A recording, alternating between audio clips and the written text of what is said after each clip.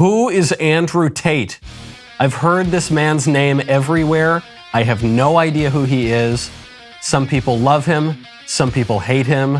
Some people like me have no idea who he is. So the producers have put together the very finest Andrew Tate videos. This is truly a fresh reaction. I've never seen anything this man has done. And they gave me a little bio. So this is what I go in knowing. Andrew Tate, also known as Top G, which is my nickname, by the way. He and I are going to have to fight that out. He's a British-American 35-year-old former kickboxing champion and reality TV show star who is now one of the most controversial and spoken about names on the internet. He is the founder of Hustlers University, an online mentorship community that shares tips on cryptocurrency, stocks, affiliate marketing, and copywriting. Tate also owns multiple other businesses, including an OnlyFans agency. Oh, great. Okay.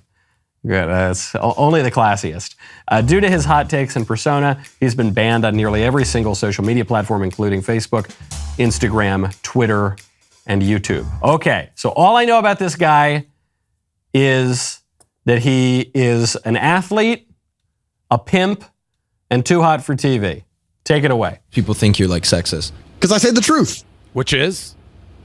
Women can't fight. Men are stronger. More true things. I think another thing I said is and maybe I'll upset the ladies on the podcast. I hope not, but please correct me if I'm wrong. Probably will. I said if I were to get on a plane and that plane was to fly into the eye of a hurricane, there was a 50% chance of it crashing, I'd want a male pilot. I think that males are better under stress and under pressure. I think they're less likely to get emotional in a life or death situation. That's why they make better soldiers. That doesn't mean that doesn't make me misogynist. That doesn't make me sexist. That's just true. Women are better at other things than men. And I'll sit here and say women are better at X. But I will say that men are better at Y. I'm not going to sit and pretend that we're all the same. We're not. Under pressure, when your life is on the line, anyone who's honest would want a male pilot in said situation. You would not want a female pilot. Yeah, I don't see the problem with that. What's the problem with that? He's saying men have, generally speaking, better spatial reasoning, a little cooler under pressure, little less given to emotional passion. That's all true. That's supposed to be a controversial video? I don't find that controversial. All right, next one.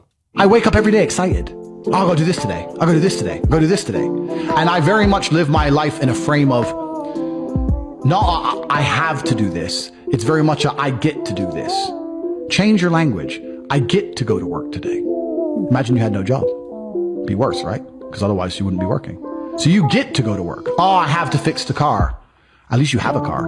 You get to fix your car. Most people don't got one. Oh, I have to go get the kids. You get to go get the kids because you have these beautiful children who love you. You understand? People's even their own language is wrong. The world can be framed. Maybe I'm completely crazy. Maybe I'm full of shit, like you said. Maybe I am. But the frames I've installed in my mind are all beneficial to me. So that's not only unobjectionable, that is actually a positively good way of viewing the world less from a lens of whining and griping and complaining and resentment and more through a lens of gratitude. Sometimes when I'm here at this sweatshop at the Daily Wire and we're working 18-hour days, sometimes 20-hour days, and I think, I'm so tired, and I think, well, this is a great job. This is all I want to be doing. We ought to be grateful for all. In fact, we ought to be grateful for suffering as well, because suffering can be a sanctifying and edifying experience. I'm totally on board with that. All right, this guy, when I read that the guy's a pimp, I thought, okay, this is not going to be good stuff. But there's that last clip is absolutely right. Okay, next one. If you're not going to have children, what are you going to do with your lives? If I'm not going to have children, travel, just pursue anything that makes me happy, try to make money. I love traveling, so I would probably just drink cocktails on the beach. Okay, next. About the same thing, like travel, focus on my career. A life without children is vapious, and it's inane, and it's pointless. And you may sit here and think that your career matters, but the truth is that your job will fire you at a whim and not give a second, don't give a solitary.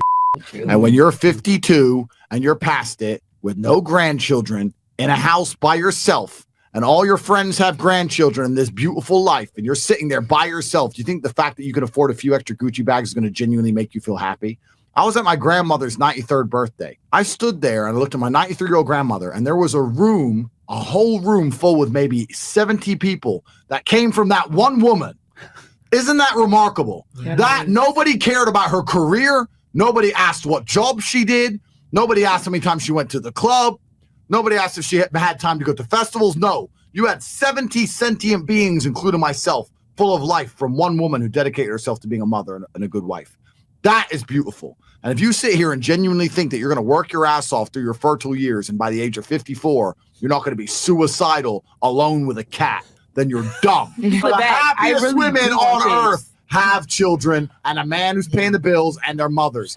He's very close to right, but he's missing something. He's pretty much as right as you can be if you're a kind of atheist, modernist, materialist, capitalist, thisist and thatist. Generally speaking, women who have children are much more fulfilled, and that's certainly going to be more edifying than working at the widget factory for Mr. McGillicuddy so that you can go to brunch a little bit more and buy some more handbags. That's totally true. But what that worldview leaves out is, one, women who can't have kids, infertility, big problem, and it affects a lot of people.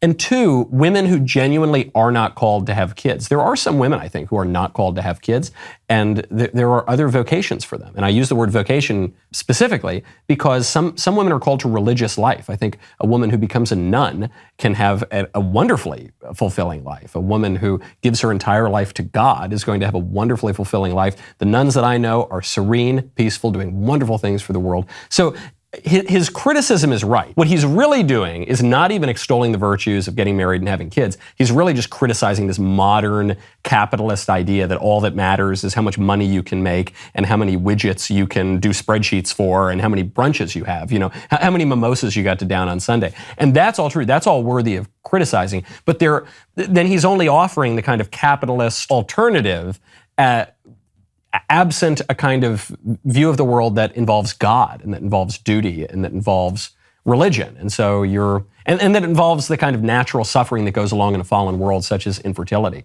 He's close. I just suspect that this guy's view of the world is kind of too narrow, and maybe, I haven't heard him speak about religion, but it seems to be missing the most important element, which is God. Okay, keep going. So now you're going to sit here and you're going to end your own bloodline? All your ancestors were out there surrounded by saber-toothed tigers trying to survive on the streets out there in caveman days just to get to the final end where we have all the medical care and you can live in a nice warm house for your selfish ass to say, no, I don't want kids. I'm too busy in the strip club or going to Mallorca to have a pina colada on the beach. It's absolutely insulting to your entire bloodline. There, you see exactly what I just predicted, which is that it's this kind of just modernist, like quasi-pagan almost, certainly materialist view of the world, where it's not, the reason to have children is not because man is made in the image of God and God tells us to be fruitful and multiply and to pass on that love, the love between a husband for his wife, the love that becomes so real that it's actually personified in a child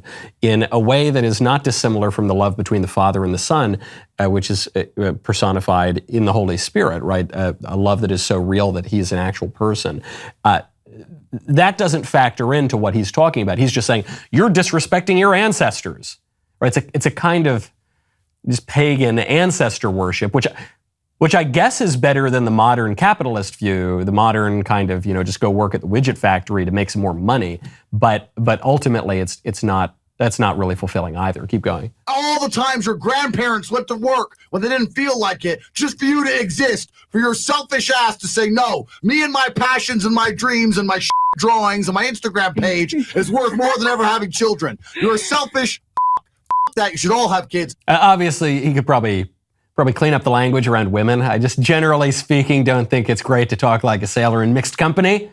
Call me old-fashioned, but I just don't think that's very gentlemanly. But the point he's making is it's more correct than incorrect. It's just missing the most important part, which is God. And when you take God out of the equation, you can go down some pretty weird trails. Okay, next one. If I understood what you said, that if a guy and a girl is dating and a girl does OnlyFans, she owes him a cut? No, 100%. His girl. 100%. He is his girl. But what does that have to do with anything? Your property. It's not about being property. It's about the fact that she belongs to him and the intimate parts of her body belong to him because they're in a relationship. And if she wants to sell those, he has a stake in those intimate parts of her body. So it's reverse. Male porn star owes the woman. I don't know, because I think the women belong to the man. I think the woman's given over that's to the man. inherently where you get called sexist. No, it's not. Well, you can call me sexist if you want, but if you look at marriage, it's the bride's father who gives her away. There it is. See, this is where the guy falls apart, because he's making this very stupid point that if a man and a woman are dating, the man has the right to be her pimp and take money from her prostituting herself. And his reasoning for this is that the woman belongs to the man. And then what's the example he uses? He says, well, look at a marriage.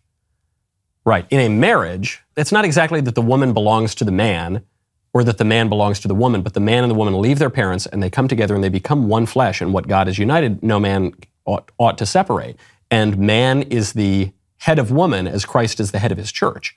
So yes, there is a leadership role for the man within the marriage, not within this lame, I'm in a relationship. I'm in a modern relationship where the man basically is just some completely unaccountable degenerate, some just shisty, disgusting street urchin, some kind of pimp, And he says, well, no, I'm in a relationship with you so you belong to me, and I get to have all the privileges that a husband would have with his wife, but you get none of the rights that a wife has with her husband. And so that's just ridiculous. I mean, that's just completely wrong and degenerate.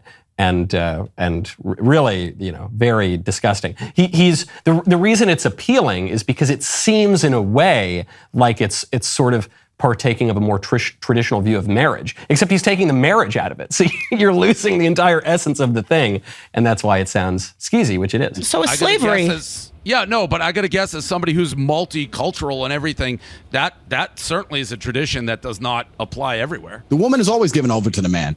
Read the Bible, read the Quran, you can go to You're walking down the aisle, no chance. There's like African cultures where they don't do that.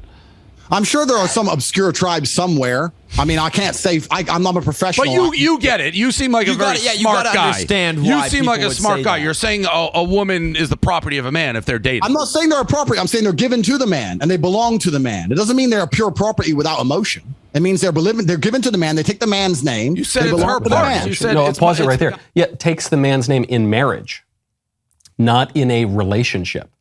And when you're in a marriage, the love between a husband and a wife is supposed to be true love, a love that is really willing the good of the other person, and especially within a marriage, willing the good of the other person, because the other person is part of your flesh. You join together and become one flesh. Whereas what he's talking about, which is basically a pimp and a hooker, that's not love. That's not someone willing the good of the other. That's someone trying to consume the other, like dessert. That's someone just trying to use the other person.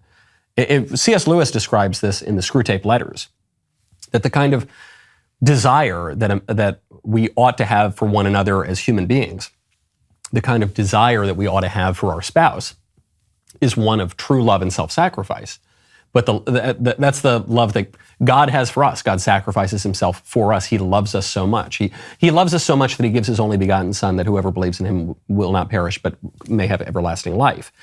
The kind of desire that demons have for us is the desire that I have for a cheeseburger at lunchtime. It's a desire just to consume and satiate your own personal appetites and in your lowest kinds of desires. And he's conflating the two, but the two couldn't possibly be more different. You're like, if she's on OnlyFans, the guy owns those parts, so he gets a cut. Well, those parts are intimate, right? That's the whole point of her being his. Yeah, but you didn't do reverse. They're not intimate if you're prostituting your girlfriend out on OnlyFans. Then it's not. Then you are totally undermining those parts as intimate, right? And you're making that a sort of public commodity.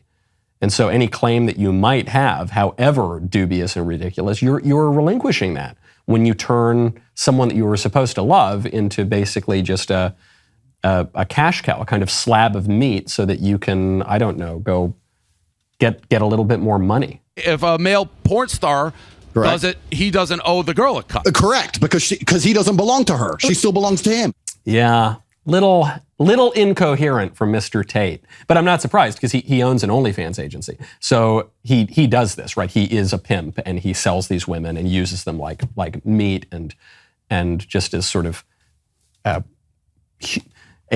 taking a human being and just degrading her into nothing but the material and flesh to prey on addicted men and take money from both of them so that he can, I don't know what, he can just buy more stuff and try to satisfy his own material cravings.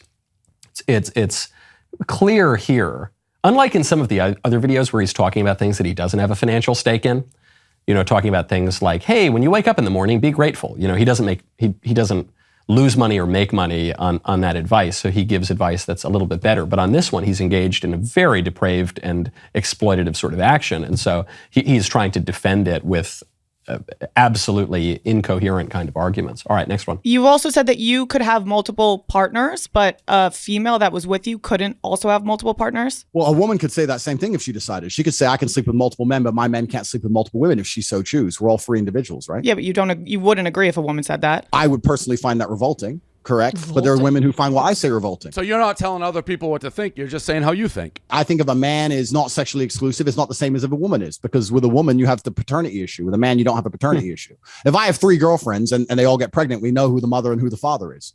If you have 1 woman and 3 men, you don't know who even the parents are if she got pregnant. Yeah, you could definitely figure that out. DNA tests are pretty accessible nowadays. So I said science can step in and fix it, but that doesn't mean it's not haram and against the will of God. Look, read the Bible. Every single man had multiple wives. Not a single woman had multiple husbands. It's against the will of God. It's disgusting. In the eyes of God pause it himself. right there. I think his biblical exegesis is a little bit weak here. The point he's making, though, that it's different for a man than it is for a woman. That's absolutely true. And why is it different? Because of the possibility of pregnancy. Absolutely true. What he says about people in the Bible having multiple wives in the Old Testament, that is true. God doesn't approve of that. In fact, when the men take multiple wives, things go really, really bad. You see this throughout the book of Genesis. When the men fail to trust in God's plan and start to try to take matters into their own hands, let's say, for instance, man can't have a child, starts to, sleep with the wife's handmaiden or whatever, things start to go really, really bad, and it leads to millennia-long problems for humanity. So he's observing, yes, men do have these multiple wives in the Old Testament. What he doesn't point out is that is not the will of God, because we know that from the beginning, God created man, male and female, created he them, and they are meant to come together in a union, 1 man and 1 wife. And then you see this reiterated by Christ in the New Testament. When he defines marriage, there are very few institutions that Christ defines explicitly in the Bible, but he does define marriage in this way. And so, probably this guy is not particularly familiar with the Bible. He should brush up on that, because really his argument is a very modernist, liberal sort of argument. Yeah, well, listen, if a man wants to do something and the woman consents to that, then consent is all that matters. And yeah, maybe the woman can want to kind of slut it up too, and if the man consents to it, it's fine. But no, consent is not all that matters. It's not, and when we're describing virtue, when we're trying to figure out what is good and what is bad, consent isn't even the top criterion to consider. We actually share many of our feelings of revulsion against certain things, like people going out and slutting it up all the time. We would feel jealousy if any of our spouses did that sort of thing. So the question has to be, why is that? Not just, wow, that's a weird quirk that we all are revolted by that. No, why are we revolted by that? Because that's bad. Well, if it's bad, then you shouldn't do it. I don't believe in depression. Don't message me about depression, because I don't believe in it. If you're asleep in your bed in the middle of the night and you hear a noise and you believe in ghosts, now you're afraid. But if you don't believe in ghosts, it's the wind, and you go back to sleep. You give the ghosts power by believing in them. Your house is only haunted if you believe in ghosts. Belief is a powerful thing. If I were to stand in front of you and I were to tell you that I could punch you as hard as I can in your sternum, and I could fracture it and send a splinter into your heart, would you allow me to try? You wouldn't, because I believe I can. I believe I can hurt any man on the planet, and that's why people are afraid of me. And you believe depression is a crippling disease, and that's why you're afraid of it. So he gets to his point at the end, which is that for a lot of people, depression is not this permanent state of affairs, but it's more psychological than, say, physical, a chemical imbalance in the brain or whatever. For a lot of people, I think they would snap out of depression if they took account of their spiritual and psychological life and made changes to their life. I think that would fix a lot of the widespread depression that you see in the country. But his point on ghosts is not correct. The existence or non-existence of ghosts does not hinge on whether or not you believe in them. I think ghosts are real. I think that pretty much everyone throughout all of human history has seen ghosts. You ever go to a dinner party? My friend Andrew Tate has this trick. He goes, he says, hey, you ever seen a ghost? Many, if not most people, will say, yeah, actually, I did see a ghost. There's a ghost in the Bible. When Saul is talking to the witch of Endor, she summons the ghost of Samuel. So yeah, I think there are ghosts. One thing he says there is definitely not true. He says, if you believe in ghosts and you say, I think there's a ghost in my house, you're going to be afraid. But if you don't believe in ghosts, you're going to say, oh, it's just the wind, and you won't worry about it. In my experience, it's exactly the opposite. I do believe that ghosts exist. I'm not afraid of ghosts. I'm not afraid of ghosts because I'm a Christian and I put much more faith in God than I do in disembodied spirits and ghosts and demons and anything like that. One of the only times I saw my dad ever get arrested was at a barbecue. Well, some woman was walking down the street. It's hard to explain where we lived in Elkhart, Indiana, but we were living there and all the back gardens were open. This woman was walking along and she goes, and we were having a barbecue, and she goes, have you seen my cat? And my dad said, would you recognize it barbecued? And the horror on her face. Anyway, she walked off, she called the police officers came. My dad got in an argument with the police officers because he was drunk and he got arrested. Only a cat-owning bitch would complain to the police about a fucking joke. Fine, you're upset you lost your cat. Fair enough, yeah, the joke may have been a little bit, risque. Who calls the police on a fucking joke? Cat owners. Cat owners are liberals. Cat owners believe in hate speech. Cat owners are Democrats. Cat owners are kids. That is mostly true. I'm not saying it's without exception, or it's not without exception rather, but exceptions prove rules. I think he's right about the cats. Do you agree that we're biologically different, or do you think you're as strong as men? No, of course not. Okay, well, there you go then. So there we go. So we already have a biological you're difference. the protector and I'm like the birth No, we giver. have a biological difference. And if you have a certain biology, wouldn't you agree that your biology lends to your mentality? Right. Okay, so we have a different biology and a different mentality. Do you agree? Yeah. Okay, so we're not equal. Done. For the men, what do you guys consider a high-valued man? Is it looks, is it money, or is it both? Okay, it's a few things, right? So there's the obvious evolutionary triggers. The easiest way to be a high-value man is a man who's capable of violence. If we look at it from a biological trigger, it doesn't matter if he's got muscles or he's big or he's tall, whatever. Women understand from a biological perspective, they like a man who can fight. Yeah. It doesn't matter if your man had money, a Ferrari, everything, but if you knew for a fact, if any dude stepped to him, he'd get sparked, you wouldn't want him, right? So that's the first thing. No. But no, yeah, you need a man who could fight. But really, truly, to answer your question, I think the true marker of a high value man is a man who could say no to pussy. And I mean this on a genuine level. Here's the problem. Yes. Here's the problem you girls don't understand. All the lower level dudes, you say, I don't want a high value man who cheats, da-da-da. If you got a lower value guy, he'll cheat up with anybody. He'll anything. Period. He has no choice. If you get a high value guy, at least he has the option to say no to something. There's a lot of truth in that last point that he made. And I'm going to try to clean it up, maybe rewrite it a little bit. He's saying that the greatest marker of a high value man is that he can say no to the ladies. That is obviously true. What he's saying is that the high-value man is in control of his base passions, that man has two wills that exist simultaneously. Women have that too. I'm saying man in the general sense. The lower will, which is the appetite, that's the passion, that's just when you want to eat the cookies in the cookie jar. And then the higher will, which is the rational will, which tells you, no, actually, if I eat all the cookies in the cookie jar, I'm going to have a tummy ache, so I'm not going to do that. And the traditional way of understanding this, the rational will, the higher will, mediates between the lower will, the appetite, and the divine will, which is perfect. And so, yes, a high-value man will be in great command, and he will follow his rational will, and he will subdue his passions. Absolutely true. The irony of him talking in this way is that he's describing a kind of animalistic world where it's just about doing kind of random violence, right? And it's not, things are not really particularly rational or orderly. And then you especially see this in the way he's talking about women and saying that women are less than man.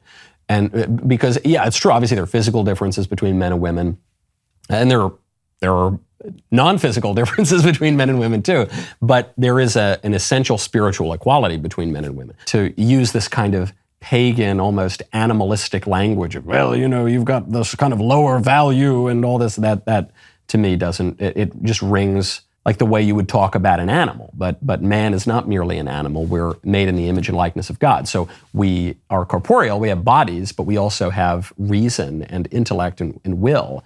And so we can talk about, the very fact that we can talk about things is proof of this. I have an argument with a feminist, and she was saying that we need to teach men not to rape.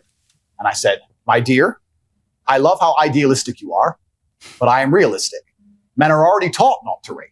She's like, no, we need to go and change language at school and rewrite history and do all the shit they're trying to do to make men weak because they think that weak men don't rape, which is another argument I want to come back to because weak men are the most dangerous men on the planet. Let's talk about that later. True. But I said, no, people already understand that rape is wrong. Unfortunately, human nature, some people don't care about doing wrong things. We should teach people not to steal, but they still steal. Would you agree that everyone says don't steal? The Bible says don't steal. The Quran says don't steal. Schools say don't steal. Everyone says don't steal. People still steal. So if I were to take $1 million in cash and walk down the street at night in the worst part of town holding it, to a degree, I would have some responsibility. When I got robbed, the police would come and say, why did you do that? People would say, Andrew, why did you do that? You have to protect yourself from things. You can't just rely on the ideological hope that other people in the world are going to be perfect and infallible, or that the law is going to prevent it. You have to say, no, I can't walk through the ghetto at 2 a.m. with $1 million in cash. I take personal responsibility. She agreed. I said, then by extension, would you agree that the smartest thing a woman can do to prevent rape is not to sit here on a podcast and try and change the way men think and talk about your bullshit, but to take some degree of personal responsibility and not put herself in dangerous situations? Obviously, 100% true. Every syllable he uttered there is obviously correct. Is that it? That's all the Andrew Tate videos? Okay. This guy, I'm going to be as charitable. First of all, the first thing he should do is shut down his OnlyFans business and stop being a pimp and stop using women like they're just flesh and selling their flesh so that you can have a few more dollars. Don't do that. But I'm saying this genuinely with a spirit of charity because I think his heart is almost in the right place. I think he's searching after something that is true, and he's just been raised in this decadent, stupid, materialist culture. You're on the right track. You've just got to go further. He recognizes that the kind of modern lib culture is stupid and wrong and leading people to misery and all sorts of misfortune. But he still wants to partake of that modern lib culture, this emphasis on consent, ignoring the kind of transcendent moral order, this using people just for their body to satiate your own base desires, which he knows, and he's actually said are the stuff of low status, low value men, and actually higher value men are able to discipline themselves. Well, discipline yourself according to what? Discipline yourself according to the moral order, according to your just subjective preferences on what the moral order should be? No, of course not. That just leads you right back to the first place. It's got to be an objective moral order that is outside of you. That he keeps referencing the Bible and the Quran. Well, look to the Holy Book, pal, because you see it all laid out there. You really should not stand in the middle of the road here, okay? If you stand in the middle of the road, you're going to get hit by a truck. So either just live the life of a kind of modern demon and you know, an incarnate demon and pursue whatever stupid base desires you want. And at least you're being honest about that. You're already doing that. You're just not being honest with yourself about it. Or go all the way and actually follow your ideas to their logical conclusion and have them not only change the ideas that you're espousing and make them much more coherent, but have them change your behavior as well. Because salvation hinges on the flesh, my friend. And so you judge the tree by its fruit. And so we're going to see how you are living your life. And, you know, I'll believe that you follow these ideas to their logical conclusion when you give up the freaking OnlyFans agency. He's on the right track, but he's got to go much, much further. Cat owners are liberals. Cat owners believe in hate speech. Cat owners are Democrats. Cat owners are dickheads.